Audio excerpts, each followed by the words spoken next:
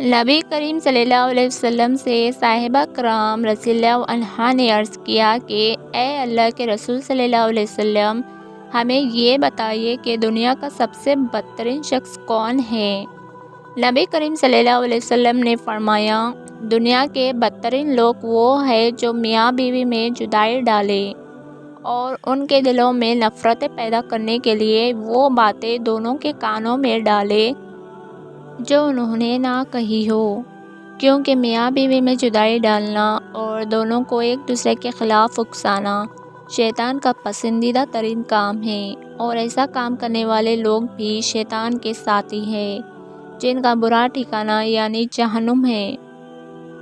رسول اللہ صلی اللہ علیہ وسلم نے ارشاد فرمایا، جس نے اپنی قسم کے ذریعے سے کسی مسلمان کا حق مارا تو اللہ نے اس کے لیے آگ واجب کر دی اور اس پر جنت حرام ٹھہرائی۔ ایک شخص نے آپ صلی اللہ علیہ وسلم سے عرض کی، اے اللہ کے رسول، اگرچہ وہ معمولی چیز ہو تو آپ صلی اللہ علیہ وسلم نے فرمایا، چاہے وہ درخت کی ایک شاخ ہی کیوں نہ ہو۔ حضرت ابو ہریرہ رضی اللہ عنہ سے روایت ہے کہ رسول اللہ صلی اللہ علیہ وسلم نے فرمایا، اللہ کے نزدیک انسانی آبادیوں میں سب سے پسندیدہ جگہ مساجد ہے اور ناپسندیدہ جگہ بازار ہے۔ اگرچہ میں جانتی ہوں ہر آنے والا زمانہ پچھلے سے زیادہ خراب ہوتا ہے اور میں اپنی نفسیات کو ہرگز بہتر نہیں کرنا چاہوں گی تاکہ آنے والے زمانے کی ماؤں کے لیے عبرت کا سامان ہو اور وہ جانے کہ اپنی بیٹیوں کی تربیت دوسروں کی زندگیاں برباد کرنے والی نہیں کرنی۔ رسول اللہ صلی اللہ علیہ وسلم نے ارشاد فرمایا، جس طرح چھری اونٹ کے کوہان کی طرف تیزی سے جاتی ہے، اس سے کہیں زیادہ تیزی سے بھلائی اس گھر میں آتی ہے جس میں مہمان کثرت سے آتے ہیں۔ آقائے دو جہاں رسول اللہ صلی اللہ علیہ وسلم نے ارشاد فرمایا، قیامت کے دن اللہ تعالیٰ 3 آدمیوں سے بات نہیں کرے گا، ایک احسان جتانے والا، دوسرا جھوٹی قسم کھا کر مال بیچنے والا، اور تیسرا آزارہ یعنی غرور اور دکھاوے کے لیے لباس لٹکانے والا۔ حضرت علی رضی اللہ عنہ نے فرمایا، کبھی بھی لوگوں کی باتوں سے پریشان نہ ہونا، کیونکہ آپ نے اپنا حساب رب کو دینا ہے، ان لوگوں کو نہیں۔ نبی کریم صلی اللہ علیہ وسلم کی نصیحت۔ رسول اللہ صلی اللہ علیہ وسلم نے فرمایا، تم کسی کی کمزوریوں کی تلاش میں نہ رہا کرو اور جاسوسوں کی طرح کسی کی عیب معلوم کرنے کی کوشش بھی نہ کرو۔ اگر کسی کی تکلیف دیکھ کر تمہیں تکلیف ہونے لگے تو سمجھ لینا تم اللہ کے بنائے ہوئے بہترین انسان ہو۔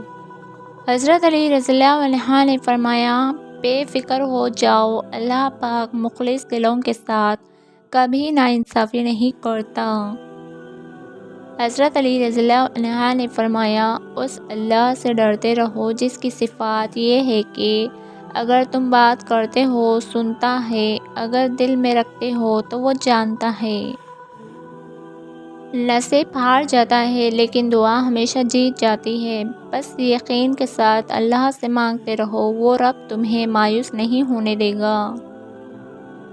دماغ سے دل تک دنیا کا سب سے بڑا فاصلہ یہ فیصلہ کرنا سب سے مشکل ہے کہ دل کے ساتھ جانا ہے یا دماغ کے ساتھ۔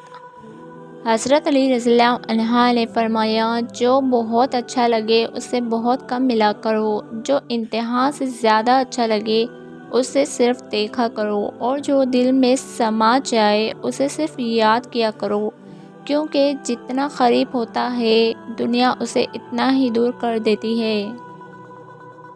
حضرت علی رضی اللہ عنہ نے فرمایا، زیادہ سوچنے سے بہتر ہے استغفار کیا جائے۔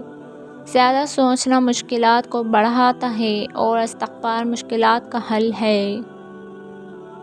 دوسروں کو گرانے کے چکر میں لوگ آخر کار خود ہی گر جاتے ہیں لیکن سبق پھر بھی حاصل نہیں کرتے۔ انسان کتے کی 16 دن خدمت کرے، کتا 16 سال نہیں بھولتا۔ انسان کی 16 سال تابداری کرے، انسان 16 دن سے پہلے ہی بھول جاتا ہے۔ اگرچہ مختصر رہے لیکن مخلص رہے۔ کئی بناوٹی چاہنے والوں سے ایک مخلص چاہنے والا بہتر ہے۔ حوصلہ سیکھنا ہے تو پریشر کوکر سے سیکھو، جو آگ پر بیٹھ کر بھی سیٹیاں مار رہا ہوتا ہے۔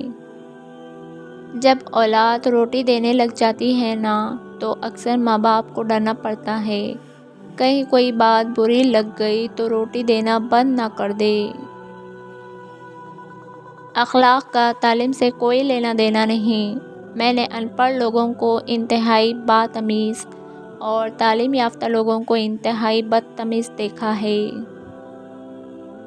کسی کی راہ میں ناحق مشکلات پیدا کرنے سے پہلے سوچ لے کہ آپ اس کی تو صرف دنیا خراب کر رہے ہیں، لیکن اپنی آخرت تباہ کر رہے ہیں۔ تعلیم کا پہلا اصول یہ ہے کہ اپنی آواز نیچی رکھے اور اپنے الفاظ میں احترام پیدا کرے۔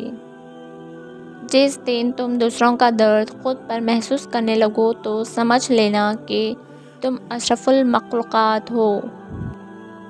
باپ کی زندگی گزر جاتی ہے بیٹے کی زندگی بنانے میں، اور بیٹا لکھتا ہے "My wife is my life"۔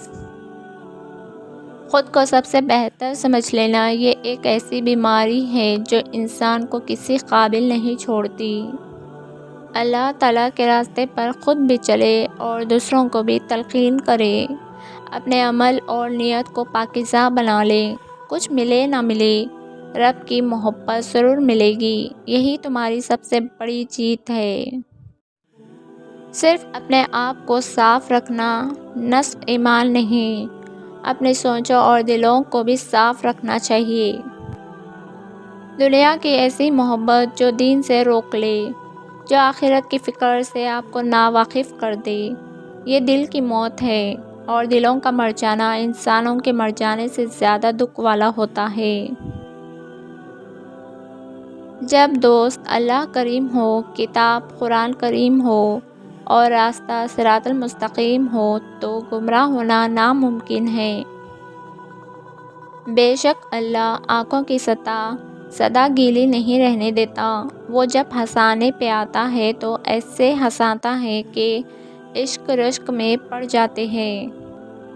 رسول اللہ صلی اللہ علیہ وسلم نے ارشاد فرمایا، جب تو بیمار کے پاس جائے تو اس سے اپنے لیے دعا کی طلب کر۔ بیمار کی دعا ایسی ہے جیسے ملائکہ کی دعا۔ زندگی ختم ہونے سے پہلے قرآن ترجمے سے ایک بار لازمی پڑھ لے کہ پتہ چل جائے اللہ نے مسلم گھرانے میں کیوں اور کس لیے پیدا کیا۔ مسلمان گھر میں پیدا ہونا آپ کی نہیں، اللہ کی مرضی ہے۔ حضرت علی رضی اللہ عنہ نے فرمایا، وہ ظلم جسے نظر انداز نہیں کیا جا سکتا، وہ بندوں کا ایک دوسرے پر ظلم اور زیادتی کرنا ہے۔ رسول اللہ صلی اللہ علیہ وسلم نے ارشاد فرمایا، مسلمانوں، اگر تم میں سے کوئی چاہتا ہے کہ وہ اللہ سے باتیں کرے تو اس کو لازم ہے کہ قرآن پڑھے۔ اپنی اولاد کی تربیت اپنے زمانے کے طریقوں کے مطابق نہیں بلکہ جدید دور کے تقاضوں کے مطابق کرو، کیونکہ وہ تمہارے زمانے سے مختلف زمانے کے لیے پیدا کیے گئے ہیں۔ حضرت محمد مصطفیٰ صلی اللہ علیہ وسلم نے فرمایا، ایک شخص کسی مومن کو غمگین کرنے کے بعد اسے تمام دنیا بھی عطا کر دے تب بھی یہ اس کا کفارہ نہیں ہو سکتا اور نہ اسے کوئی اجر ملے گا۔ رسول اللہ صلی اللہ علیہ وسلم نے ارشاد فرمایا، اللہ تعالیٰ کے لیے بعض لوگ ایسے ہیں جیسے کسی کے گھر کے خاص لوگ ہوتے ہیں۔ صاحبہ رضی اللہ عنہا نے عرض کیا، وہ کون لوگ ہیں؟ ارشاد فرمایا، قرآن شریف والے، کہ وہ اللہ والے اور اس کے خاص لوگ ہیں۔ کالے جوتے اور چپل میں 3 عیب ہے، نظر کمزور ہوتی ہے، خود مردانگی کم ہوتی ہے، رنج و غم پیدا ہوتا ہے، اور یہ جابروں کا طریقہ ہے۔ علم دولت سے بہتر ہے، کیونکہ تم دولت کی حفاظت کرتے ہو اور علم تمہاری حفاظت کرتا ہے۔ دیواروں کے پاس کان ہو یا نہ ہو، فرشتوں کے پاس قلم ضرور ہے۔ رسول اللہ صلی اللہ علیہ وسلم نے ارشاد فرمایا، بہترین ہجرت یہ ہے کہ تو برا کام کرنا چھوڑ دے۔ قوموں سے خطاب کرنے والی کتاب فقط ایصال ثواب کا ذریعہ بن کر رہ گئی۔ پھر پوچھتے ہیں کہ زوال کسے کہتے ہیں؟ رسول اللہ صلی اللہ علیہ وسلم نے ارشاد فرمایا، فقیروں اور محتاجوں کے پاس بیٹھنا توضیع میں داخل ہے اور یہ عادت جہاد سے افضل ہے۔ زندگی نے دو چیزیں تو صرف سکھائی ہے، ایک تو اپنے میں خوش رہنا، دوسرا اپنے خدا کے سوا کسی سے اور کوئی امید نہ رکھنا۔ میں نے زندگی میں دو دلوں کو ہمیشہ پریشان دیکھا، ایک مخلص اور دوسرا وفادار، باقی منافق کو ہر جگہ فٹ پایا۔ رسول اللہ صلی اللہ علیہ وسلم نے ارشاد فرمایا، بندے کی آزمائش اس کے دین کے حساب سے ہوتی ہے، اگر وہ اپنے دین میں پختہ اور مضبوط ہو تو اس کی آزمائش بھی زیادہ ہوتی ہے، اور اگر اس کا ایمان کمزور ہو تو اس کی آزمائش اسی حساب سے کم ہوتی ہے۔ بندے پر مسلسل آزمائش آتی رہتی ہے، حتیٰ کہ وہ اسے ایسا پاک کر دیتی ہے کہ وہ زمین پر چل پھر رہا ہوتا ہے اور اس کے ذمے کو کوئی گناہ نہیں ہوتا۔ کوشش کرے کہ کسی کے آنسوؤں کی وجہ آپ کا لہجہ یا رویہ نہ بنے، کیونکہ گناہوں میں سب سے بڑا گناہ کسی کی دل آزاری کرنا ہے۔ اللہ بہتر کرے گا، یہ وہ الفاظ ہے جس سے انسان کی آدھی پریشانی دور ہو جاتی ہے۔ مخلص وہ نہیں جو منہ پر آپ کا ہو، بلکہ مخلص وہ ہے جو پیٹھ پیچھے بھی آپ کا ہی ہو۔ جو عورت عطر لگائے اور پھر لوگوں کے سامنے سے گزرے تاکہ وہ اس کی خوشبو سونگھے تو وہ زانیہ ہے۔ اپنے اندر کی گندگی کو دوسروں میں تلاش کرنے کو شک کہتے ہیں۔ چلنے والے دو پیروں میں کتنا فرق ہوتا ہے، ایک آگے اور دوسرا پیچھے، مگر نہ آگے والا غرور محسوس کرتا ہے نہ پیچھے والا توہین، کیونکہ دونوں جانتے ہیں پل بھر میں جگہ بدلنے والی ہے، اسی کو زندگی کہتے ہیں۔ 100 روپے کا نوٹ بہت بڑا لگتا ہے اگر مسجد میں دیا جائے، مگر وہی نوٹ شاپنگ کرتے وقت بہت چھوٹا لگتا ہے۔ تقدیر ہر انسان کو اختیار دیتی ہے، یا تو آپ ہاتھ پہ ہاتھ دھرے بیٹھے رہے اور قسمت کو کوستے رہے کہ میرے ساتھ سراسر ناانصافی ہوئی، یا پھر محنت سے ان ناموافق حالت کو اپنے حق میں کر سکتے ہیں۔ جو عورت شادی کے بعد میکے سے ٹیوشن لیتی ہو، وہ طلاق کی ڈگری ضرور حاصل کر لیتی ہے۔ وہ لہجے یاد رہتے ہیں جن سے آپ کا سارا اعتماد اور عزت نفس مٹی ہوا ہوتا ہے۔ کہنے والے کو صرف لمحہ بھر چاہیے ہوتا ہے کسی کو آسمان سے زمین پر پٹکنے کے لیے، لیکن سہنے والے کو صدیاں لگ جاتی ہیں خود کو جوڑ جوڑ کر دوبارہ اسی مقام پر لانے کے لیے جہاں وہ پہلے تھا۔ تکلیف دینے کے بعد جتائی گئی محبت اور نظر انداز کرنے کے بعد دی گئی اہمیت کوئی معنی نہیں رکھتی۔ میں نے ایک مدت تک لوگوں کو پرکھا ہے، لوگ کبھی بھی خوش نہیں ہوتے، نہ آپ کی خاموشی سے نہ آپ کی گفتگو سے۔ جب رشتوں کو ٹھنڈ لگنے کا خطرہ ہو تو گرماہٹ کے لیے کچھ دیر خاموشی کی چادر اوڑھ لینے میں کوئی حرج نہیں۔ تعلقات کی بنیاد احساس ہے، اور احساس ہمیشہ وہی کرتا ہے جو خود غرض نہیں ہوتا۔